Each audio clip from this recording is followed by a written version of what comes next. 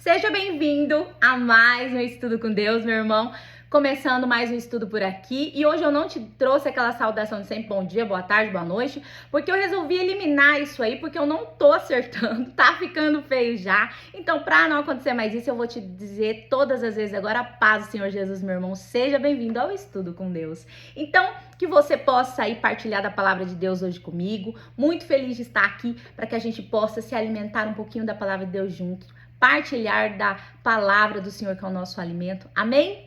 E eu te convido você a abrir a sua Bíblia em Atos capítulo 13, versículo 1, para que a gente possa partilhar da palavra de Deus hoje. Amém? E antes de tudo, como sempre, nós vamos convidar o nosso amado e precioso professor, o nosso consolador, o nosso ajudador, aquele que nos lembra de todas as coisas, o Santo Espírito de Deus, para nos ajudar e nos capacitar a ler essa palavra e a compreender aquilo que ela está falando aqui. Amém? Eu te convido a fechar os seus olhos agora e vamos orar, convidando o nosso professor para nos ajudar agora. Amém? Senhor Jesus, eu me coloco na tua presença mais um dia, Senhor, te agradecendo porque o Senhor é bom em todas as coisas. E eu quero colocar diante de ti a minha vida, a vida daquele que está assistindo esse vídeo neste momento, Senhor, em tua presença. Amado Senhor, em nome de Jesus, abra nossa mente, nosso coração, nosso entendimento da tua palavra. Desça sobre mim, sobre aquele que está assistindo esse vídeo, o espírito da revelação e da sabedoria do Senhor, para que possamos compreender, Senhor, e termos a revelação plena da tua palavra. Amigo, amado, professor Espírito Santo, sente ao nosso lado, nos discipule através da sua palavra, nos ensine, traga em nossos corações palavras remas, direção, ensino, exortação, que a sua palavra, Senhor, seja gravada na tábua do nosso coração e que ela faça morada dentro de nós e que ela dê frutos na nossa vida, em nome de Jesus. Amém. Vamos ler a nossa palavra de hoje, que está em Atos capítulo 13, versículo 1. Espero que você já esteja aí com a sua Bíblia para que você possa estar me acompanhando, em nome de Jesus. Amém? Vamos lá? Começando aqui, capítulo 13, versículo 1, que tem como título a missão de Barnabé e Saulo. 13:1. Ora, havia na igreja que estava em Antioquia alguns profetas e mestres, Barnabé e Simeão, chamado Níger, e Lúcio de Cirene, e Manaém, que havia sido criado com Herodes, o tetrarca, e Saulo. E ministrando eles ao Senhor e jejuando, disse o Espírito Santo: separa para mim Barnabé e Saulo, para a obra para a qual eu os tenho chamado. Então eles, jejuando e orando, e impondo as suas mãos sobre eles, os despediram. Então tá aqui Paulo e Barnabé sendo levantados pelo próprio Espírito Santo de Deus para a sua primeira missão juntos. Meu irmão, aqui nós vemos o que é ser governado verdadeiramente pelo Espírito Santo. Aqueles que se auto-levanta, se auto-intitula, se coloca em uma posição aí nas igrejas, em vários locais, muitas vezes está se colocando, se auto-intitulando e se fazendo, se colocando na posição aí pelo seu próprio querer, pelo seu próprio pensamento, pelo seu próprio coração, não esperando o próprio Espírito Santo guiá-lo a isso, colocá-lo nessa posição, porque Deus, Ele é aquele que nos levanta, que deveria nos levantar dentro das igrejas, nos ministérios. É o próprio Espírito Santo que nos governa, aquele que habita em nós, que deve levantar a cada um de nós de acordo com o propósito que tem nos chamado. Mas muitas vezes nós temos tanta pressa, nós queremos fazer, nós queremos nos colocar no lugar. É a hora que nós vemos aí ministros caindo, ministros não tendo respaldo pelo próprio Deus. Por quê? Porque eles se colocaram naquela posição. Quando Deus te coloca na posição, meu amado, meu amigo, Ele mesmo vai te dar toda a provisão, toda a direção, toda a ajuda necessária. Mas quando é você que se coloca, muitas vezes você quebra a cara. Você se perde, você se desvia do caminho, você muitas vezes não tem êxito naquilo que você foi fazer, achando que estava fazendo a obra de Deus. Por quê, meu irmão? Porque você se autocolocou nesse lugar. Então, que possamos esperar o Senhor, o próprio Deus, o próprio Espírito Santo de Deus, nos colocar nas posições, para que Ele possa nos respaldar naquilo que Ele mesmo nos chamou para fazer. Amém? Vamos continuar aqui, versículo 4, que diz: E assim estes, enviados pelo Espírito Santo, partiram para Seleucia, e dali eles navegaram para Chipre. E chegando a Salamina, pregavam a palavra de Deus nas sinagogas dos judeus, e tinham também a João como seu ministro. E havendo atravessado a ilha até Pafos, eles encontraram um certo feiticeiro, falso profeta, um judeu cujo nome era Bar-Jesus, o qual estava com o representante do país, Sérgio Paulo, um homem prudente. Este, chamando Barnabé e Saulo, desejava ouvir a palavra de Deus, mas Elimas, o feiticeiro, porque assim se interpreta o seu nome, resistia-lhes, procurando afastar da fé o representante. E este homem aqui, o representante Sérgio Paulo, estava mal acompanhado de um feiticeiro, falso profeta, que estava ali tentando afastar da presença de Deus e da fé. E quantos de nós estamos aí caminhando com pessoas que nos afastam de Deus, nos afastam do caminho do Senhor? Nós sabemos, esse homem, Sérgio Paulo, ele sabia que esse homem aqui, esse feiticeiro Elimas, o nome dele, ele não era uma pessoa para estar andando junto. Talvez ele já tinha percebido suas intenções, talvez ele já tinha percebido quem ele era. Mas ele foi deixando, para mim não ficar sozinho, para mim não andar sozinho. Ele é legal, ele é gente boa. E foi deixando ele na sua vida. E ali esse homem, esse falso profeta, esse feiticeiro foi o afastando do caminho da verdade. E quantos de nós estamos fazendo a mesma coisa? Nós não nos afastamos daquele que tem nos afastado de Deus por medo de ficar sozinho. Por, não deixa, simplesmente por se acomodar ali naquela situação. Por não querer tomar uma posição, eu vou ser visto como crente, crentinho, vão falar de mim. E é a hora que nós permitimos que certas pessoas entrem na nossa vida, fiquem na nossa vida, atrapalhando o propósito que Deus tem para nós. Para o chamado, para o propósito que o Senhor tem para cada um de nós. E esse homem aqui permitiu isso acontecer na sua vida. E quantos de nós estamos permitindo certas pessoas nos atrapalhar de chegar ao céu, meu irmão? E eu deixo essa reflexão para você, que você sempre se lembre que pessoas nos levam para o inferno e também nos levam para o céu. Nós podemos ter amigo que nos leva ao céu e amigos que nos levam ao inferno. Que você possa ter, em nome de Jesus, amigos que te levem ao céu e não ao inferno. Amém? Continuando aqui, versículo 9, que diz: Então Saulo, que também é chamado Paulo, cheio do Espírito Santo, fixando os olhos nele, disse: Ó filho do diabo, cheio de todo engano e de toda maldade, inimigo de toda justiça, tu não cessarás de perverter os retos caminhos do Senhor? E aqui Paulo já percebeu que este homem, Elimas, estava afastando do caminho reto do Senhor aquele que queria andar no caminho.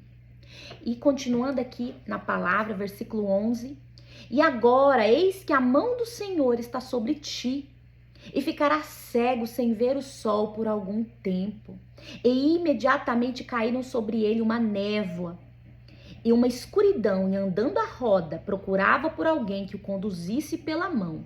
Então o representante, vendo o que havia acontecido, creu, maravilhado da doutrina do Senhor. E aqui nós vemos esse homem ficar cego pela palavra de Paulo. Ele diz aqui, Paulo, que a mão do Senhor era sobre aquele ali e ele ficou cego. A mão de Deus era contra aquele homem, porque ele estava pervertendo, afastando o caminho do Senhor aquele que queria andar no caminho de Deus. E aqui nós vemos o Senhor ferir. Porque na palavra de Deus diz que ele é o que faz a ferida, e ele é o que fere, e ele é o que cura a ferida. E ele está aqui ferindo. Muitas vezes nós queremos aí pensar na nossa cabeça, nós muitas vezes imaginamos que Deus ele somente é amor. Ele não é capaz de trazer uma doença, um mal, mas ele é, meu irmão, porque ele é justo. E aqui ele estava castigando este homem por aquilo que ele estava fazendo. pelo mal que ele estava fazendo, pela sua perversão. E nós vemos na palavra de Deus várias situações como essa. Por exemplo, nós vemos Miriam no deserto, quando se levantou contra Moisés. Deus colocou lepra sobre ela, em Números 12, 10 conta essa história. Porque ela se levantou contra um servo do Deus Altíssimo. Nós vemos Zacarias, que duvidou do anjo, que foi lá avisar que a sua esposa, mesmo estéril, mesmo já em idade avançada, ficaria grávida. E ele duvidou do anjo, e o anjo falou para ele que ele ia ficar mudo, e ele ficou mudo, meu irmão. Então a mão de Deus muitas vezes é contra nós, quando nós estamos fora, quando nós estamos nos desviando, quando nós muitas vezes estamos levando a outros ao caminho errado. Então que você possa sempre se dar conta que Deus é o mesmo que cura, mas é o mesmo que fere. Que possamos andar sempre direitos diante do Senhor, para que somente a bênção do Senhor nos acompanhe. Amém? Continuando aqui no versículo 13, que diz: Ora, quando Paulo e seus companheiros deixaram Pafos, eles vieram a Perge, na Panfilha. Mas João, apartando-se deles, retornou a Jerusalém. Mas quando eles partiram de Perge, chegaram a Antioquia, na Pisídia, e entraram na sinagoga do dia do Shabat. E assentaram-se. Versículo 15. E após a leitura da lei e dos profetas, os governantes da sinagoga lhes mandaram dizer: Homens e irmãos, se tendes alguma palavra de exortação para o povo, falai. Versículo 16. Então Paulo, levantando-se e acenando com a mão, disse: Homens de Israel, e vós que temeis a Deus, ouvi. Versículo 17. O Deus deste povo de Israel escolheu a nossos pais e exaltou o povo quando eles habitavam como estrangeiros na terra do Egito. E com braço forte os trouxe de lá. 18. E por um período de quase 40 anos suportou os seus costumes no deserto. E aqui nós podemos refletir sobre Deus suportar aquele povo no deserto. Veja bem, aquele povo tinha saído do Egito, o povo de Israel, cheio de costumes, hábitos, cheio de formas de se vestir, de falar, de se comportar ali. E Deus suportou os seus costumes ali. Quando nós chegamos para Deus, nós chegamos cheios de defeitos, costumes, hábitos, comportamentos que é fora da vontade de Deus, e Deus suporta isso a princípio. Ele suporta porque Ele nos quer, mesmo sujos, cheios de pecado, Ele nos quer. Mas no decorrer do tempo, meu irmão, nós vamos sendo transformados, nós vamos sendo edificados, nós vamos sendo restaurados e ali nos tornando uma nova criatura em Cristo Jesus. Por isso que se você aí acha que você vai servir a Deus e vai continuar sendo o mesmo de quando você estava lá fora no mundo, você está enganado. Porque o Senhor, sim, Ele nos quer do jeito que nós chegamos. Ixi, Ele nos ama, Ele fica feliz. Existe uma festa no céu se você aceitar Jesus, meu irmão. Ele fica feliz pela sua vida, mas Ele não te quer igual para sempre. Ele quer você transformado, restaurado e liberto. E para isso é necessário que a gente dê o lugar ao Senhor. É necessário que a gente permita o Senhor trabalhar. Porque na palavra Deus diz que aquele que não nascer de novo não verás o reino dos céus. Então, se eu e você não nascer de novo, nos tornar uma nova criatura, ser transformados, nossos costumes, hábitos, comportamentos, falas, pensamentos, sentimentos, ações, tudo, não veremos o reino dos céus. Então, que eu e você possamos sempre nos lembrar que para entrar no reino é necessário nascer de novo. É necessário mudar os costumes. Ele nos deixa chegar e suporta, sim, os nossos defeitos, nossos costumes, como Ele suportou esse povo no deserto. Mas depois Ele nos quer transformado. Amém? Continuando aqui no versículo 19. E eles, destruindo 7 nações na terra de Canaã, dividiu-lhes a sua terra por sorte. Versículo 20. E após isso, em torno de 450 anos, deu-lhes juízes até Samuel, profeta. E depois eles desejaram um rei, e Deus lhes deu a Saul, filho de Quis, um homem da tribo de Benjamim, durante 40 anos. E quando este foi removido, lhes levantou a Davi para ser seu rei, ao qual também lhe deu testemunho e disse: Eu achei a Davi, filho de Jessé, um homem segundo o meu próprio coração, que cumprirá toda a minha vontade. Da semente deste homem, Deus levantou conforme a sua promessa, levantou de Israel um Salvador, Jesus. Tendo primeiramente a João, antes da vinda dele, pregado o batismo do arrependimento a todo o povo.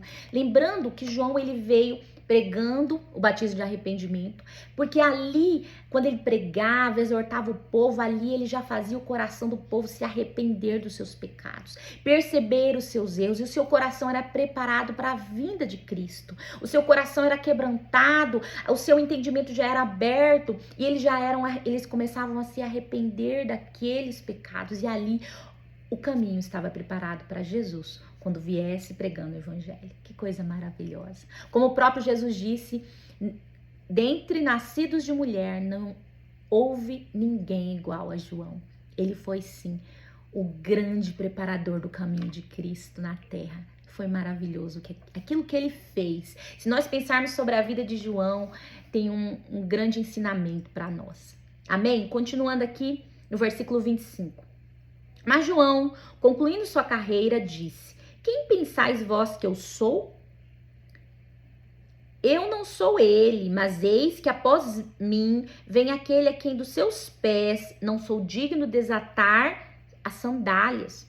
26. Homens e irmãos, filhos de descendência de Abraão, e os que dentre vós temem a Deus, a vós a palavra dessa salvação é enviada, no caso aos judeus. Por não terem conhecido a este, os que habitavam em Jerusalém, os seus governantes, condenaram-no, cumprindo assim as vozes dos profetas que se leem em todos os dias do Shabat. Versículo 28. E embora não achassem alguma causa de morte nele, pediram a Pilatos que ele fosse morto. 29. E havendo eles cumprido todas as coisas que dele estavam escritas, tirando-o do madeiro, colocaram na sepultura. Mas Deus o ressuscitou dos mortos. E ele foi visto por muitos dias pelos que subiram com ele da Galileia para Jerusalém, os quais são suas testemunhas para com o povo. O que é uma testemunha? Aquele que viu, fala do que viu e do que ouviu. E aqueles que são testemunhas são aqueles que têm uma experiência com o Senhor. Ninguém pode ser testemunha quem não conhece Deus verdadeiramente. Você vai falar do que se você não conhece o seu Deus, o seu Senhor? É por isso que é necessário você conhecer o nosso Deus, ter experiências com Ele, porque você será uma testemunha daquilo que você viu e ouviu. Não somente do que se ouviu falar, mas daquilo que você ouviu você mesmo. Amém? Continuando aqui no versículo 32. E nós declaramos boas novas a vós, como a promessa que foi feita aos pais. Deus cumpriu a nós, seus filhos, ressuscitando a Jesus, como também está escrito no 2º Salmo: Tu és o meu filho, eu hoje te gerei. Ele está citando aqui os Salmos 2, versículo 7. Continuando aqui, versículo 34. E quanto a respeito que ele o ressuscitou dentre os mortos para nunca mais retornar à corrupção, ele disse assim: Eu certamente dar-vos-ei as misericórdias de Davi. 35. Portanto, ele também diz em outro salmo: Não permitirás que o teu santo veja corrupção. Porque Davi, após ter servido a sua própria geração, conforme a vontade de Deus, adormeceu e foi posto com seus pais e viu a corrupção. Eu vou ler novamente esse versículo. Porque Davi, após ter servido a sua própria geração, conforme a vontade de Deus, adormeceu. É muito linda essa passagem, meu irmão, porque aqui fala e revela a nós que Davi, ele viveu para servir a sua geração de acordo com o chamado e propósito que Deus tinha para ele. Depois ele dormiu, ele morreu. E quantos de nós não estamos cumprindo com o chamado e propósito que Deus tem para nós na nossa geração? Nós estamos fugindo do chamado de Deus, nós estamos resistindo à obra que Deus tem nas nossas vidas, porque Ele não faz nada através de nós se antes não fazer em nós. Quantos de nós estamos resistindo a isso e muitas vezes não permitindo Deus nos usar na nossa geração para aquilo que Ele tem nos chamado? E Davi é um exemplo. Ele fez o que Deus o chamou para fazer e ele morreu. Imagine a paz que ele tinha no seu coração, sabendo que ele tinha realizado tudo que Deus tinha chamado ele para fazer. Que eu e você possamos dormir, morrer, depois, lá no final da nossa vida, em paz, sabendo que nós realizamos aquilo que Deus tem nos chamado. Amém? Continuando aqui, versículo 37. Mas aquele a quem Deus ressuscitou não viu corrupção. No caso, quando fala que corrupção, fala sobre Perdão, a palavra eu não consigo agora, mas é a mesma coisa que... Como que eu posso dizer? Corrupção quando se coloca um defunto lá na terra, ela, começa ali os vermes comer aquilo ali, vai se deteriorando aquilo ali, o corpo. Então, aqui diz que Jesus não viu a deteriorização, espero que você tenha entendido, do corpo, porque ele foi ressuscitado em 3 dias. Amém? É sobre isso que fala, que quando fala corrupção, você logo se lembra. É sobre isso, pelo menos nesse contexto aqui. Amém? Versículo 38. Seja, portanto, de vosso conhecimento, homens e irmãos, que através desse homem vos é anunciado o perdão dos pecados, no caso de Jesus. E por ele, todo aquele que crê é justificado de todas as coisas, das quais não pudeste ser justificados pela lei de Moisés. 40. Cuidado, portanto, para que não vos sobrevenha o que foi falado nos profetas. Vede, ó desprezadores, e admirai-vos e perecei, porque eu farei uma obra em vossos dias. Obra tal que não crereis, mesmo se um homem vos contar a vós. Versículo 42. E saídos os judeus da sinagoga, os gentios pediram para que no Shabat seguinte lhe pregassem as mesmas palavras. E despedida a congregação, muito dos judeus e dos prosélitos religiosos seguiram Paulo e Barnabé, os quais, falando-lhes, os persuadiam a continuar na graça de Deus. 44. E no dia do Shabat seguinte, ajuntou-se quase toda a cidade para ouvir a palavra de Deus. E aqui nós vemos o mover do Espírito Santo de Deus, a obra de Jesus. Quando nós vemos aqui que quase toda a cidade se reuniu para ouvir eles, aqui nós vemos o que hoje a gente falou agorinha, o que nós falamos agorinha. Que eles foram ali levantados pelo próprio Deus, pelo próprio Espírito Santo para esta obra. Então, o que Deus faz? Ele mesmo abre portas, prepara situações, provê todas as coisas para que aquela obra aconteça. Quando nós nos auto-levantamos, nós não temos esse respaldo de Deus, meu irmão. Mas quando é o Deus que pode todas as coisas, que está sobre os céus e a terra, nos levanta. Ele é o que provê tudo. Ele é o que nos ajuda em todas as coisas para que aquela obra que Ele nos levantou seja feita. Amém? Versículo 45. Mas quando os judeus viram as multidões, eles encheram-se de inveja,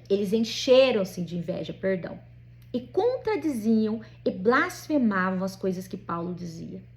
Como é perigoso esse sentimento de inveja. Na palavra de Deus diz, em Provérbios 14:30, que a inveja, ela apodrece os ossos. Ela é tão perigosa que ela apodrece os ossos.